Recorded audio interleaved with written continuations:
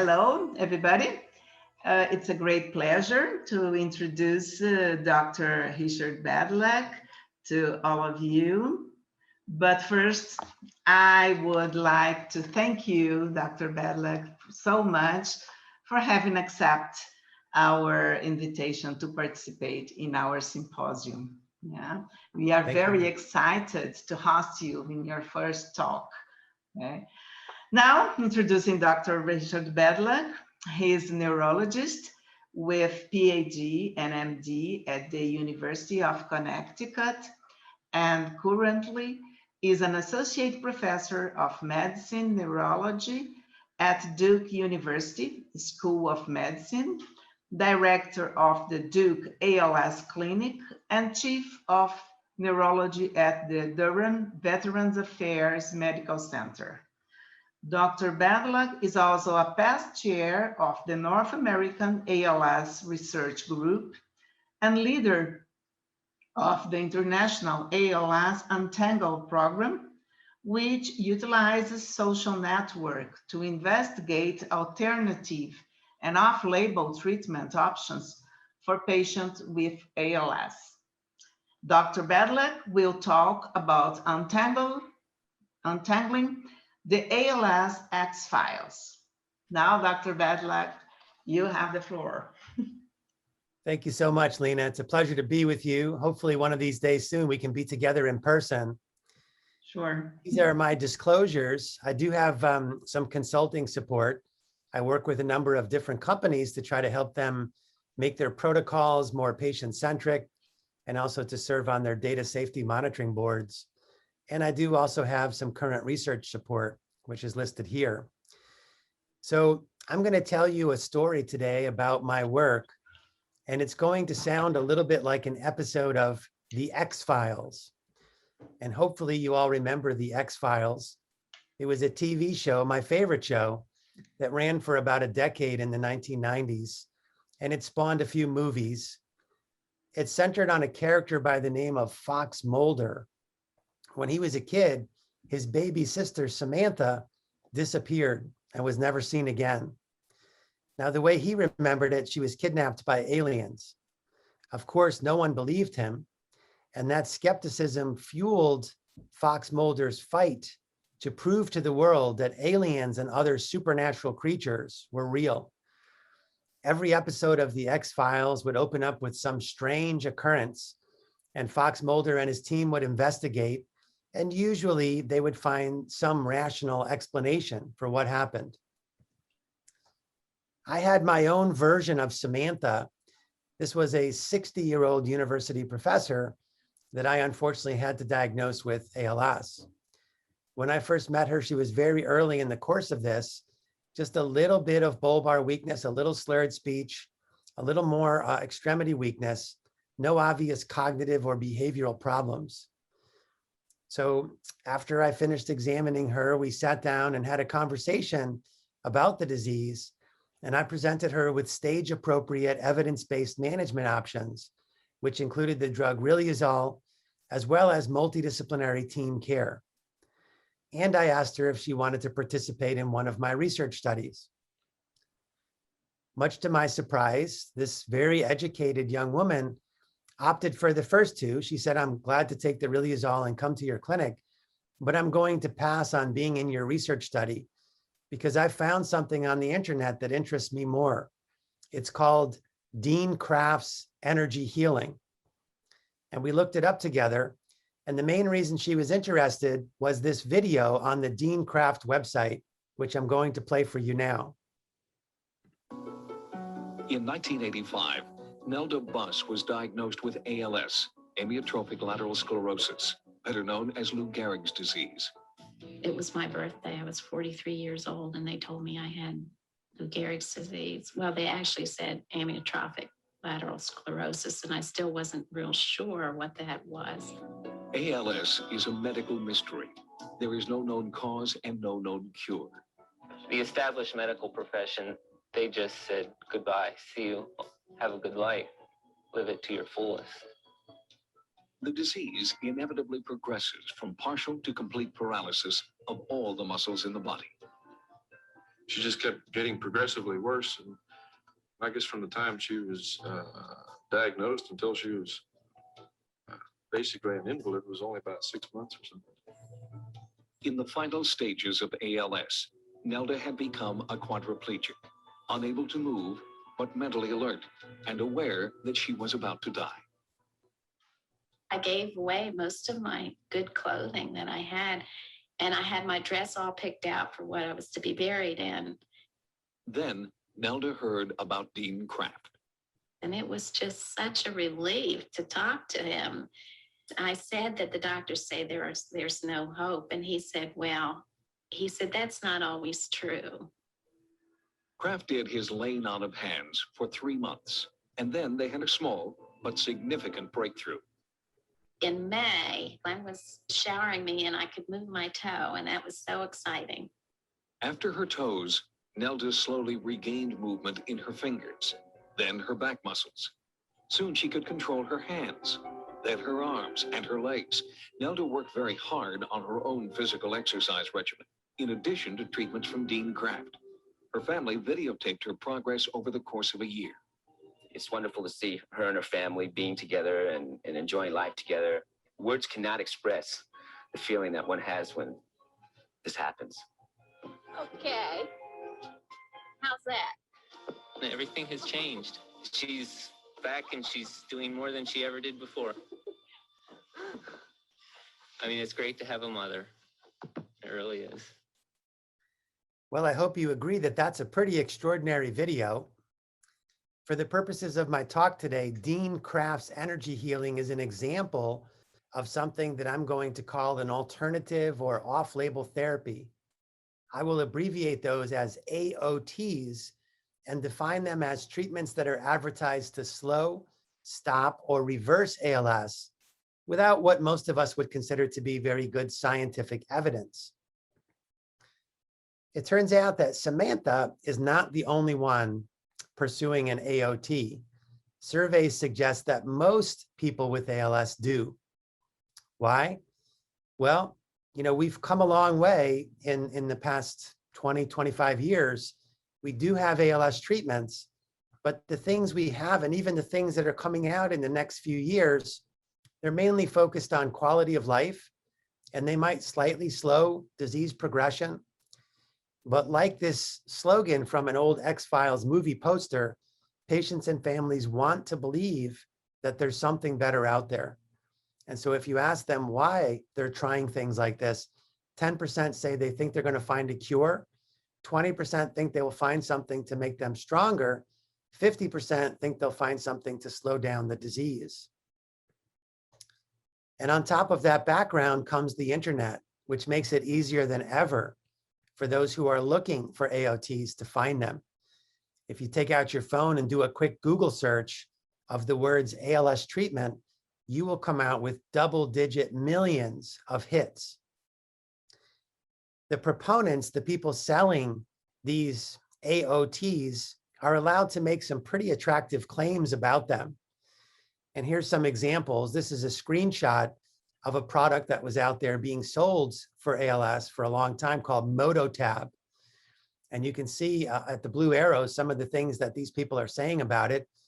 They're saying it's the world's most relied upon treatment. It's clinically proven, and it's absolutely guaranteed to be safe. Unfortunately, if you were to click any of those links, they would be dead ends. They would say information soon to be posted here. And so many times the information that's out there supporting claims like this is either incomplete or completely absent. Most commonly, what we see are anecdotes. Anecdotes are short stories of a person with a condition like ALS who tried a product and had something happen to them, usually something good.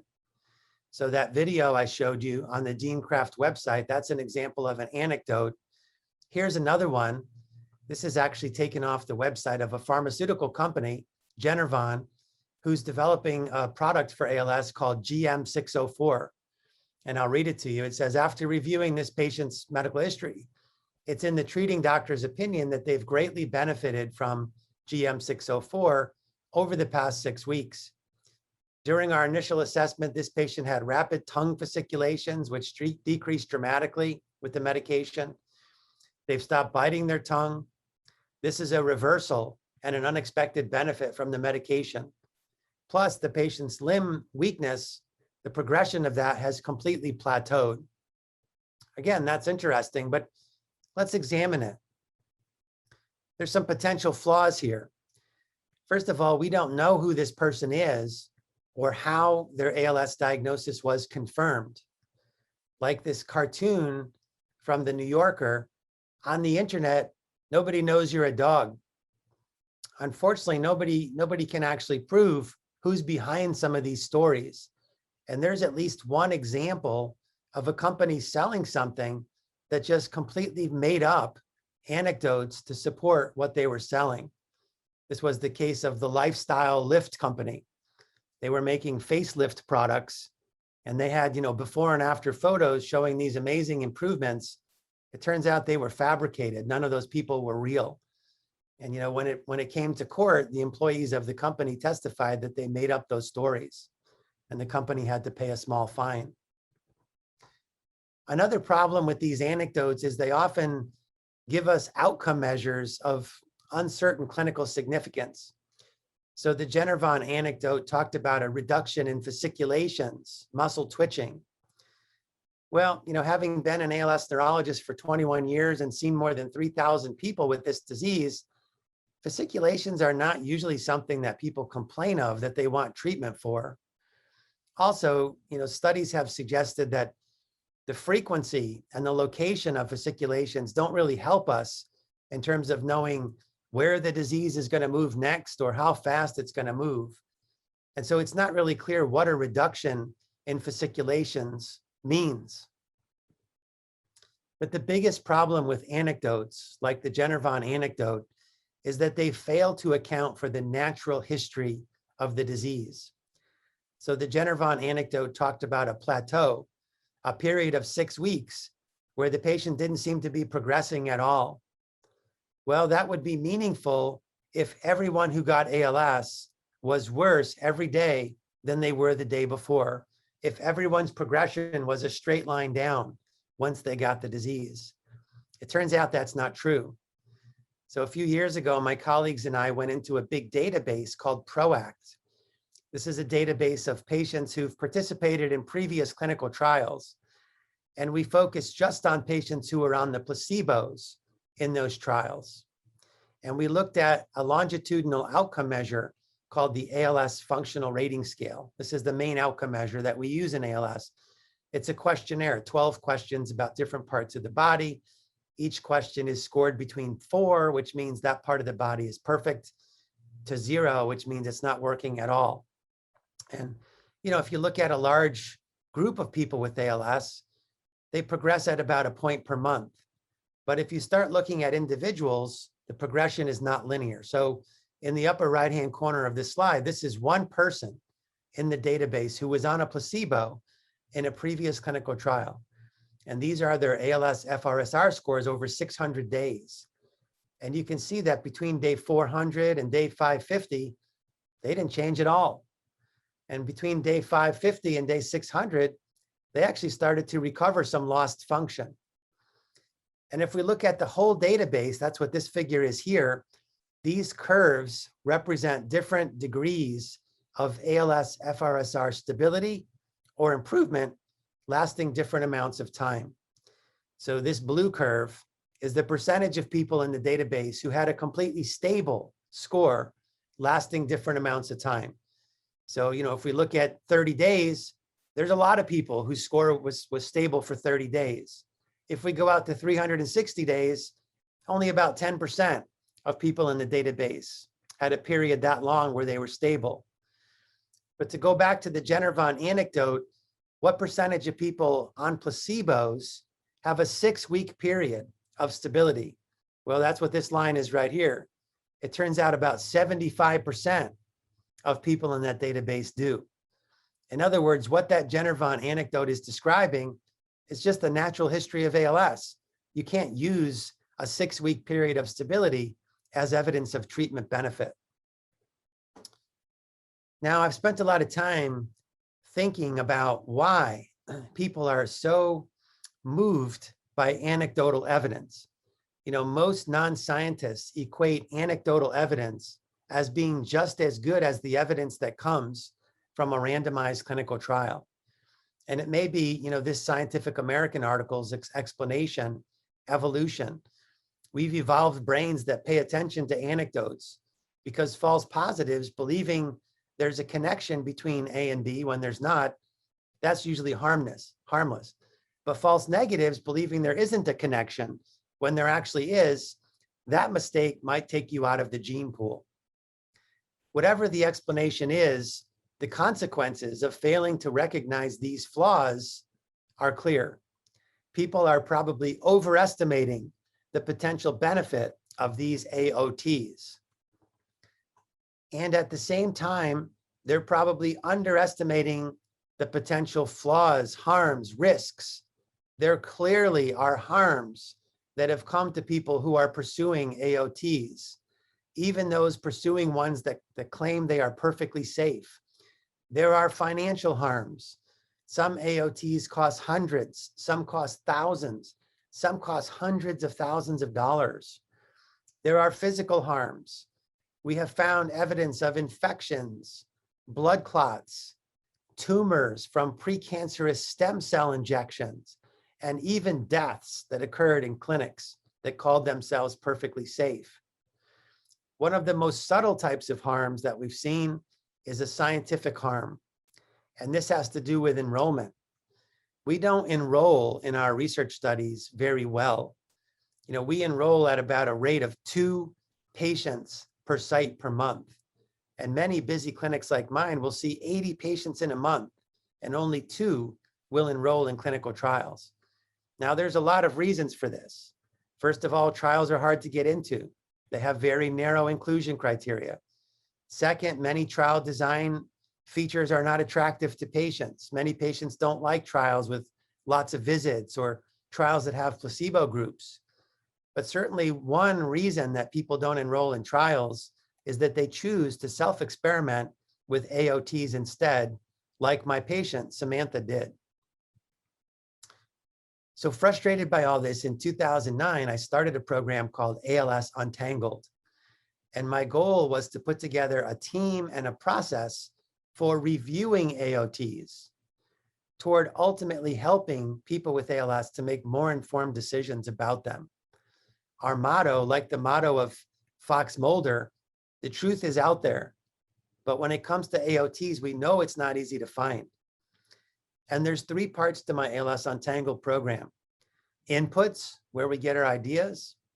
Investigations and reviews, how do we actually figure out what to say about these things?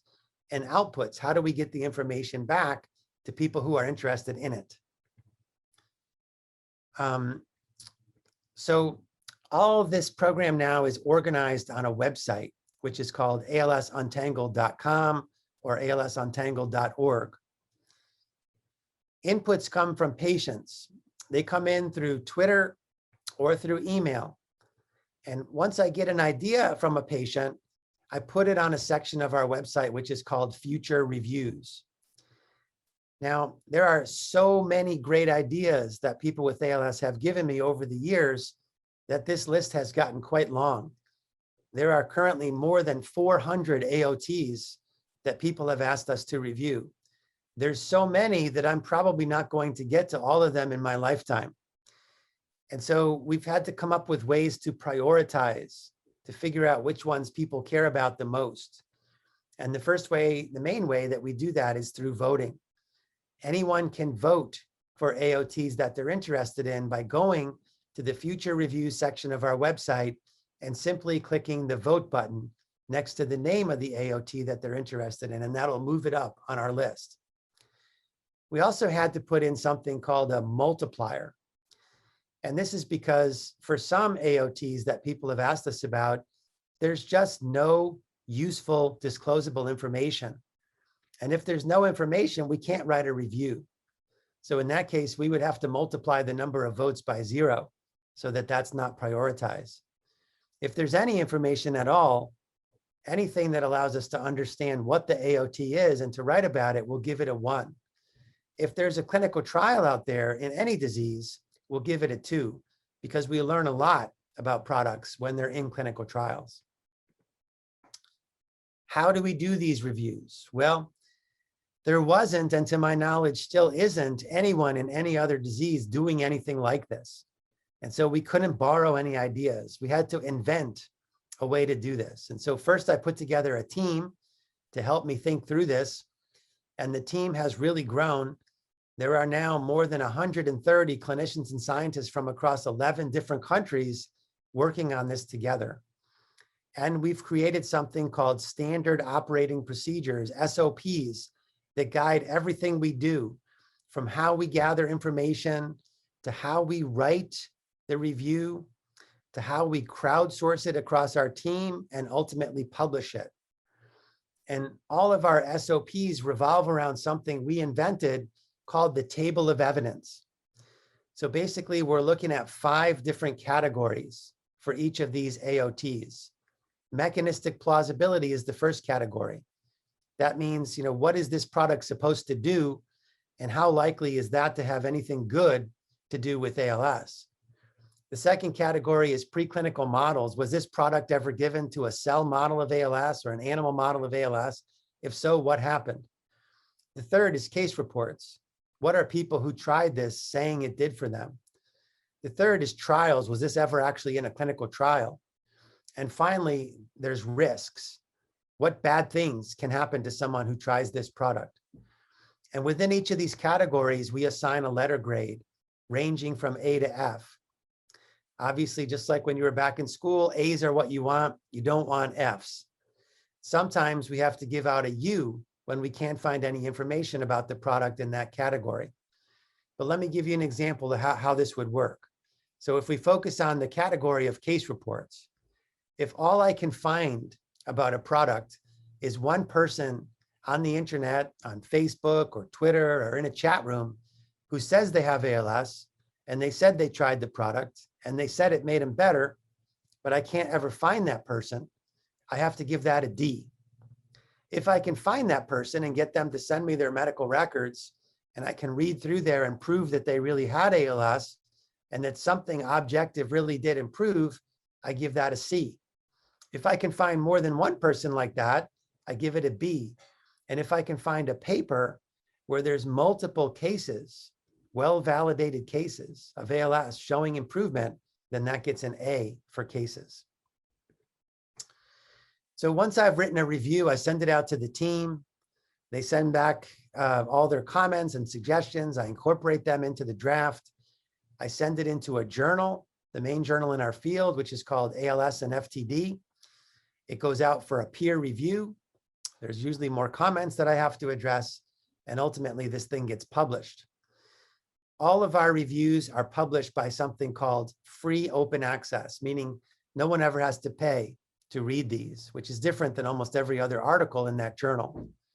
We've published 60 ALS Untangled reviews so far, and we've organized them all on our website. So if you go to the completed review section of our website, you can see the names of all of our reviews over here on the left-hand side. You can sort them alphabetically by clicking on the treatment icon up here. If you want to read the whole review, click on the name, it'll open up a PDF. If you just want to see what our grades were, those are listed for the different categories. Some of our reviews are getting pretty old now. Some of them were written 12 years ago. So we've had to kind of go back and start to update the reviews because there's new information that comes out. So if you see an asterisk next to the name of one of these products, that means we've gone through recently and updated that review.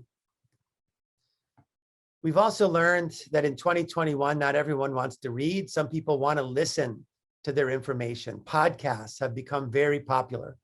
And so we've started to do ALS Untangled podcasts. We're working with a group called CREATE, which is an NIH rare disease clinical research network. And we have a family member of a person with ALS who basically interviews me about each topic.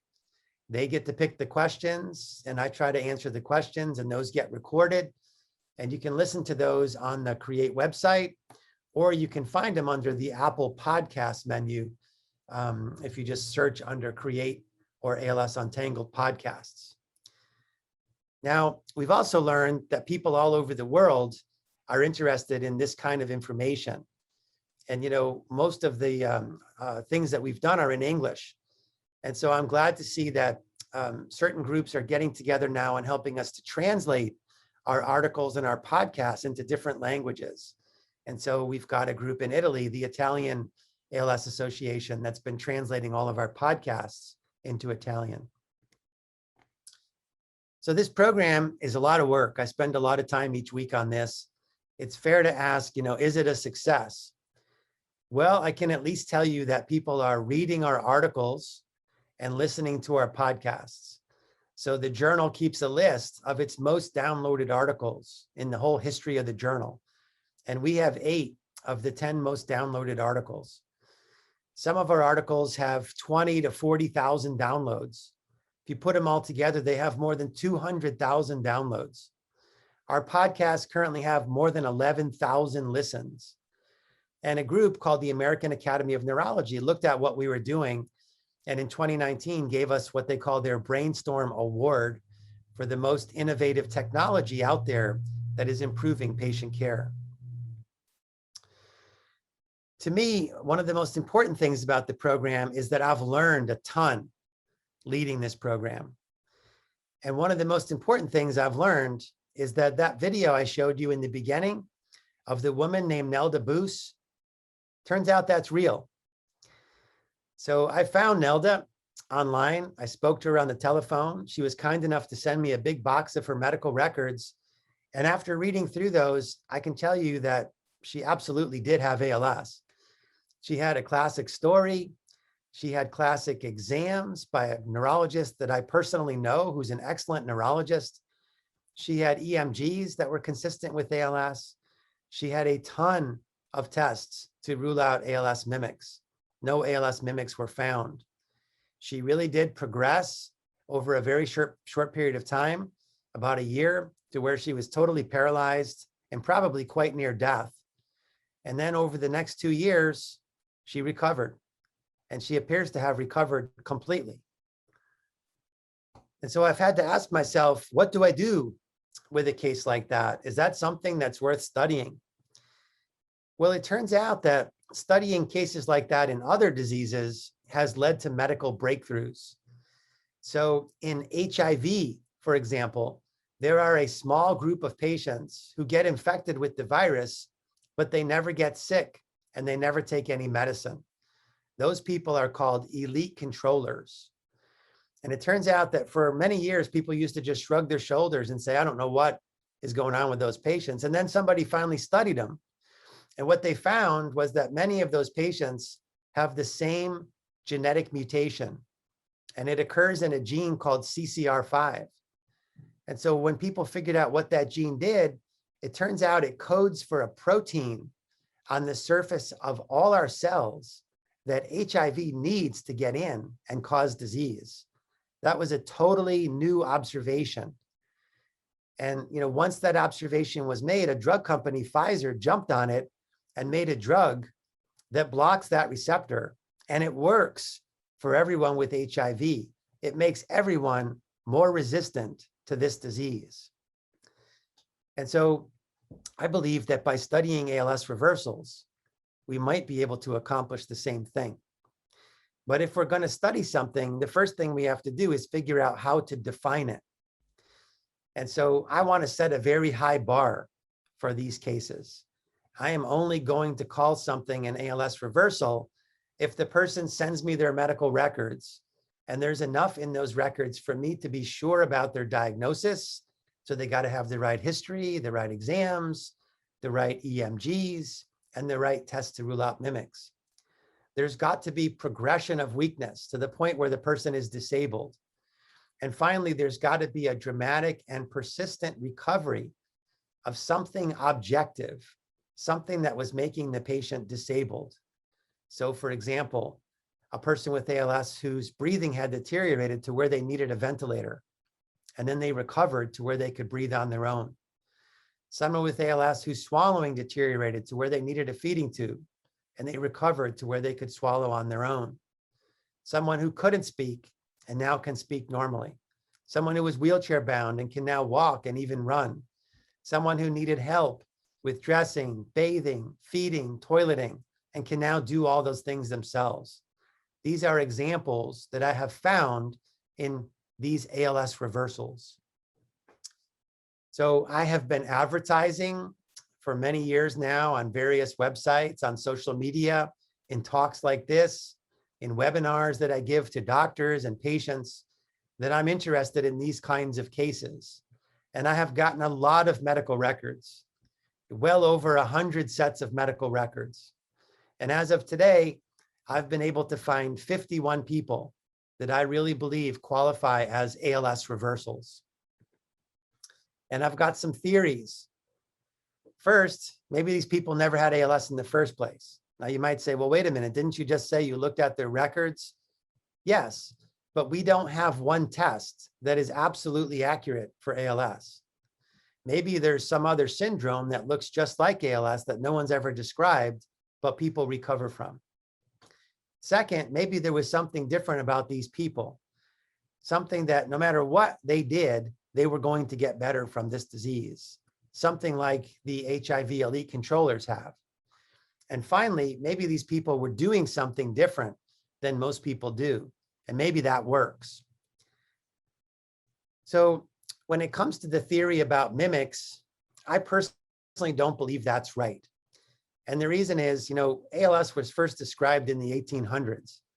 If there was something that looked just like ALS that people recovered from, I would have thought that people would have described it by now. Many of these people, 4 of them, have a family history of ALS. 4 out of 51, that's almost 10%. And that's basically the same percentage of people that have a family history of ALS as we see in typical ALS. So it would be really weird that 10% of ALS reversals had a family history of ALS, but they had something completely different. And then finally, the way that these people recover from ALS is exactly the same way that people recover from another motor neuron disease, which is called polio. They don't recover by some magical process where one day they're abnormal and the next day they're normal. They appear to recover through something called collateral sprouting. So let me explain that to you. So imagine that this is one of your muscles and that it's currently innervated by 4 different motor neurons. And you get a disease like polio and it kills one of your motor neurons and makes another one sick. Well, the motor neuron that's dead, you can't get that back. So how do people that survive polio get stronger? Well, the motor neurons that are left, the 3 of them, send off extra branches to reconnect to the muscle. And so now that muscle is fully connected. There's only 3 motor neurons that were doing the work of 4, but it's fully connected and the person has recovered their strength. Now we can stick a needle in this muscle and for the rest of this person's life, it's going to look abnormal. We can see that there's been this evidence of collateral sprouting and reinnervation, and that never goes away. And so in the ALS reversals that have had EMGs repeated when they recovered, we see exactly what we see in a person who recovered from polio, evidence that the muscles have recovered through collateral sprouting. So how am I going to figure out if there's something different about these people? Well, first I need to find more of them. Second, I need to get them all into the same database so I can compare what they look like, what they're taking to people with more typically progressive ALS. Third, I need to get biological samples on as many of these folks as I can to look at lots of things, genetics, RNA, proteins, the microbiome, the tissue. And finally, I need to ask these folks a lot of questions about their lives to see if there might be some different exposure that they had. And so I can tell you that this work is well underway. First of all, we do know that people with these ALS reversals look a little different than people with more typically progressive ALS.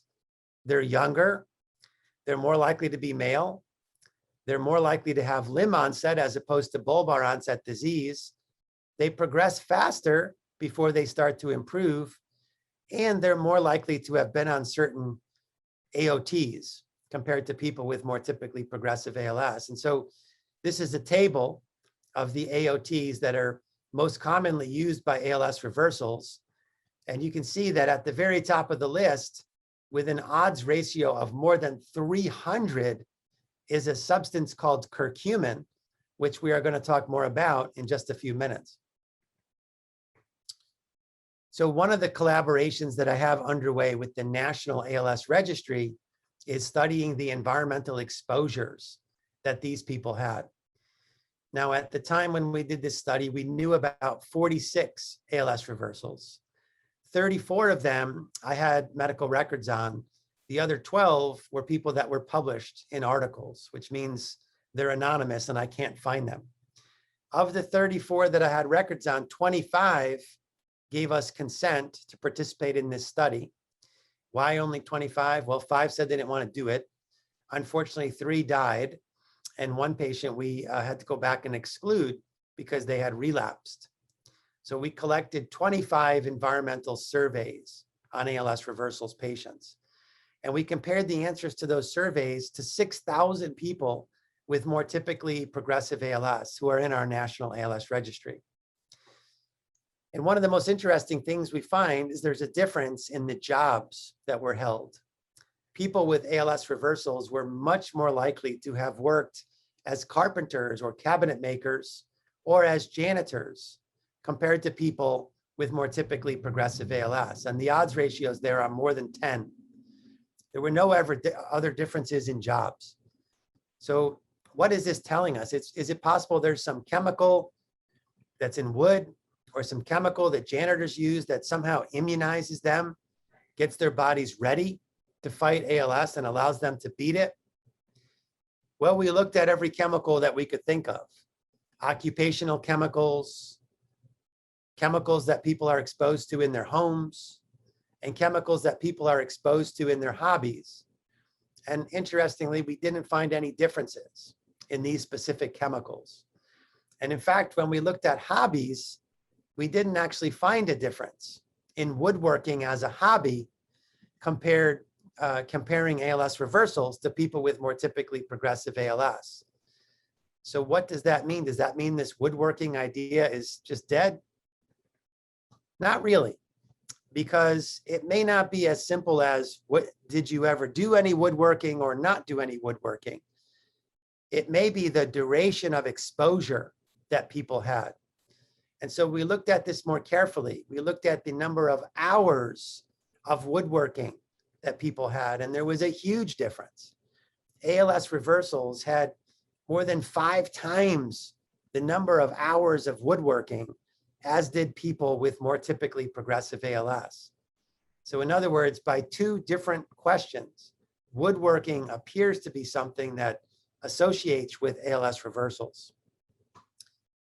So we got a lot of work to do to understand this. We're reading a lot about wood to try to figure out what might be in there and how that might immunize people against ALS. And there's still other parts of these questionnaires that we haven't analyzed yet. So more to come on this. I mentioned genetics. That's how these HIV elite controllers appear to be resistant. We're looking at the genetics of our ALS reversals. It's taking, unfortunately, a lot longer than we hoped, but we have samples collected on most of them. Those are at the University of Miami. And through a collaboration with the CREATE Consortium, eventually the DNA is going to be extracted from those, sequenced, and compared to all the other people in their database with more typically progressive ALS. And I had hoped to have results by now, but I'm doing everything I can to try to get these results by the end of this year. We're looking at the imaging of ALS reversals patients and comparing it to what we see in people with more typically progressive ALS. We're going to be looking at the histology of these patients. There are certain findings in the brain and spinal cord of people with ALS when they die that are hallmarks of the disease. We've never looked at an autopsy of a person with an ALS reversal. And so we're trying to get them to join something called the Neurobiobank, so that when they die, we can look at their brains and spinal cords and see if there's any typical ALS histopathology in there. We're just starting a collaboration with the Duke Microbiome Center. So the microbiome has become something of great interest to me in the last few years. The microbiome is the family of organisms that live in our gut. There are trillions of these. And it turns out there's more and more evidence that these organisms might influence lots of different diseases, including neurological diseases, through something called the gut-brain axis. Now, in ALS, the best evidence for this is as follows. We can take a gene, an abnormal gene, and insert it into different kinds of animals and make the animals get an ALS-like disease. If we simply manipulate the microbiome in these animals, we can dramatically change how fast these animals progress. We can speed it up, we can slow it down. And this observation now has been replicated in 3 completely different animal models. It seems to be real. And this means that what's happening in the microbiome might be a big reason for the differences that we see in progression in clinic, and maybe even for why some people can recover from ALS. And so I've got a big study underway to look at the microbiome of ALS reversals, the microbiome of people from my clinic who are real slow progressors, and the microbiome of people who are real fast progressors. And if there's a difference, those differences might allow me to make a probiotic that changes the microbiome in a very specific way and make people more resistant to ALS. And then finally, we've got a new collaboration underway with the ALS Therapy Development Institute in Cambridge, Massachusetts. We are enrolling all of our ALS reversals in their precision medicine program. And so blood is being collected on these patients, and that's going to allow us to look at things that are downstream from the genes. So genes make something called RNA. RNA makes something called proteins. Proteins make up something called the metabolome.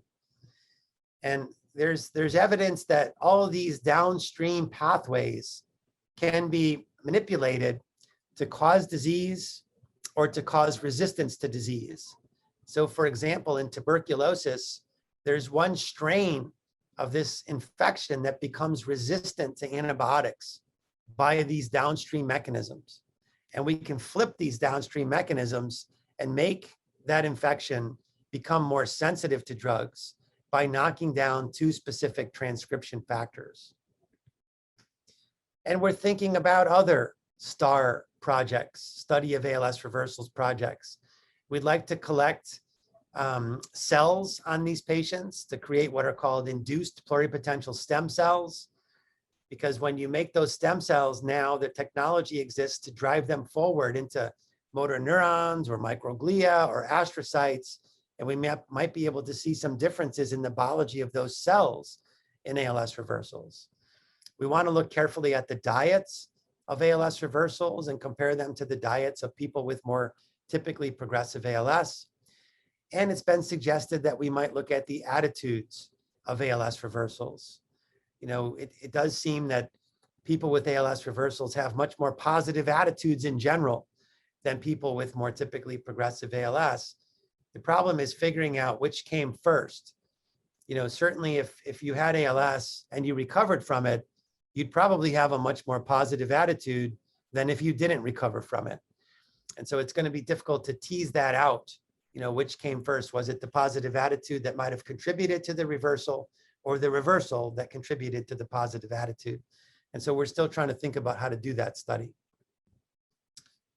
The other hypothesis that I mentioned earlier is that maybe there's something different about what these people took. And, you know, when I mention this, sometimes mainstream scientists kind of scratch their heads, but there are many examples of patients discovering drug effects that researchers had not previously thought of. The most common example of that is Viagra. So Viagra is a medicine that was being studied here in the United States by a company called Pfizer. It was being studied to see if it could help people with heart disease, and it didn't.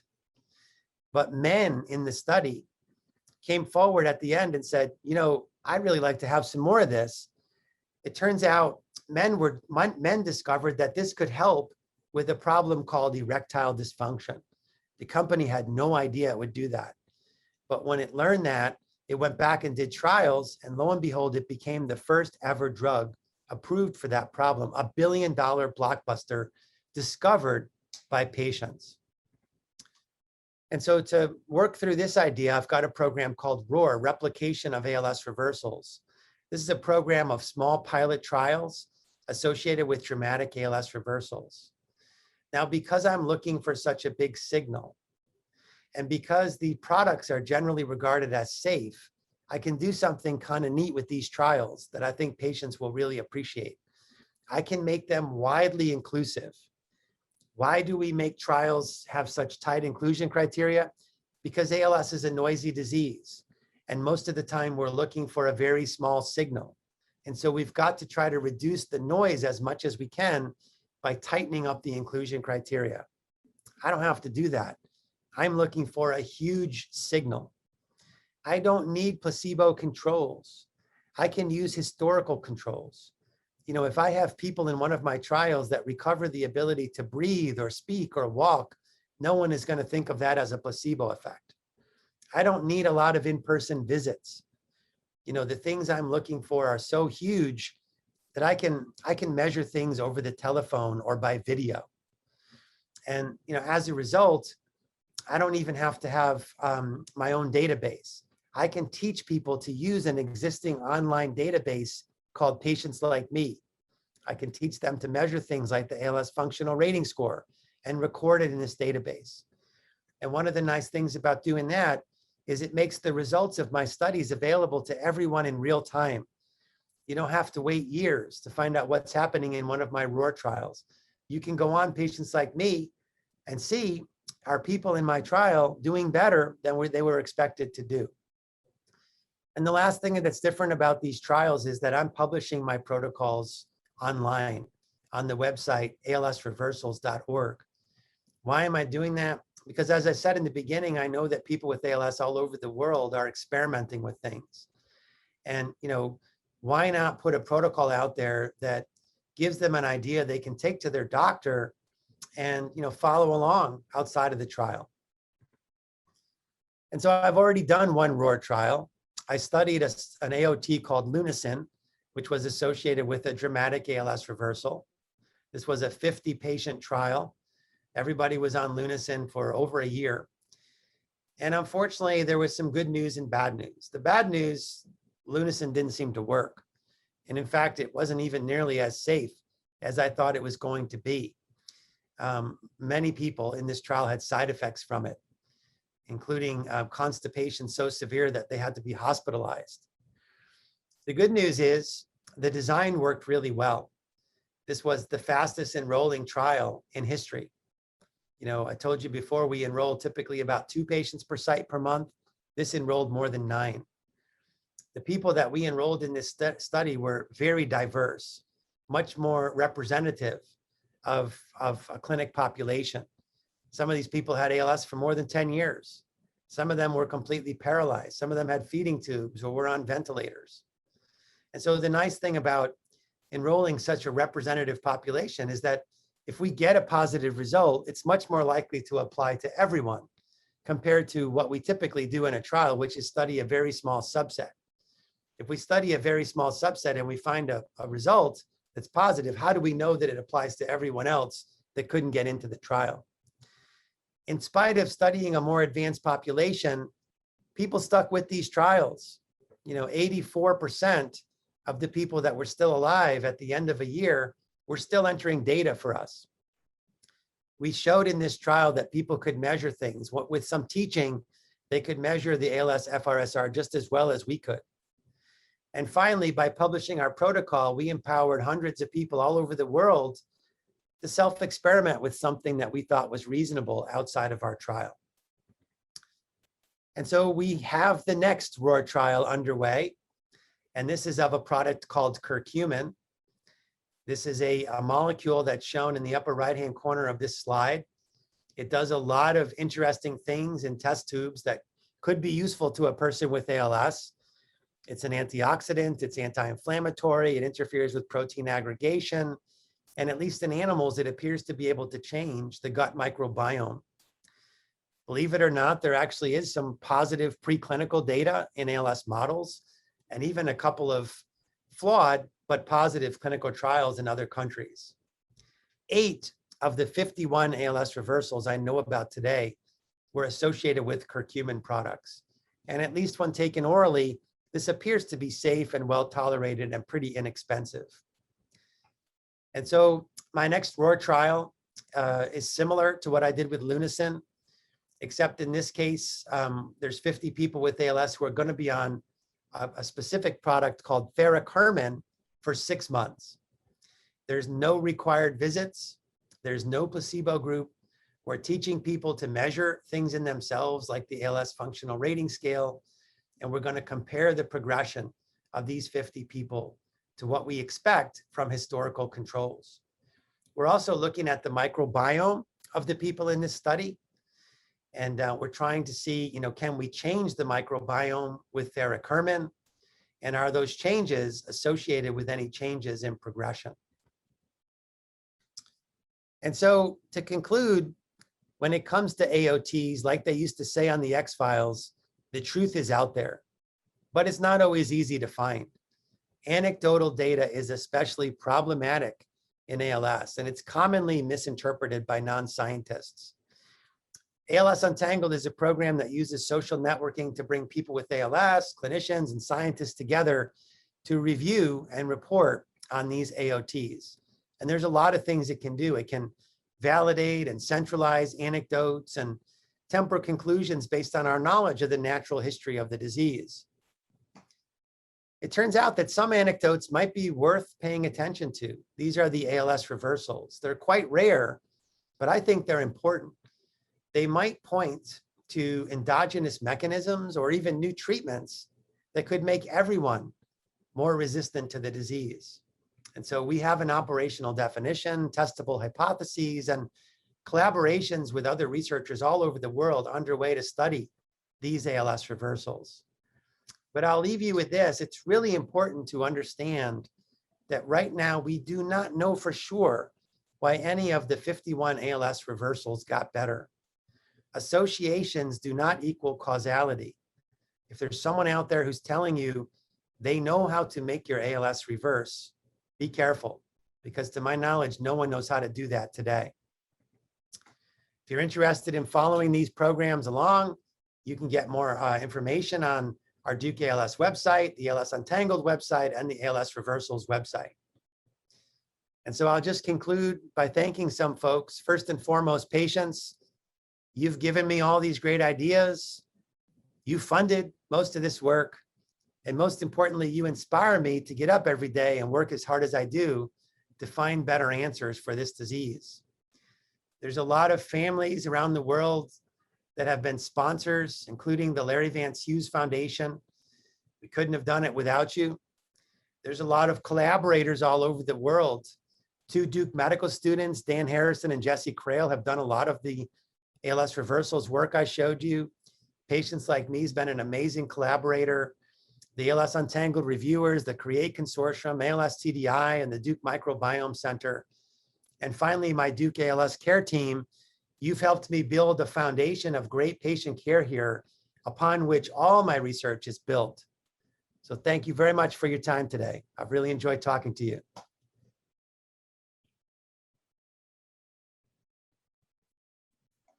Okay. Thank you so much, Dr. Bedlack. Fantastic talk. Fantastic. I love it. Thank you. Well, I appreciate it. Yeah, I appreciate it, Lena. And I hope that folks like it when you present it at the meeting. Yes, for sure. They will. Okay. Thank you so much for your fantastic, wonderful explanation that you share with us and giving us hope for new times and for new reversals. Yeah, who knows? Yeah. Well, thank you, Lena. Give my best to your husband, and I hope you have a good rest of the day. Thank you so much. All Bye. right. Bye-bye. Bye.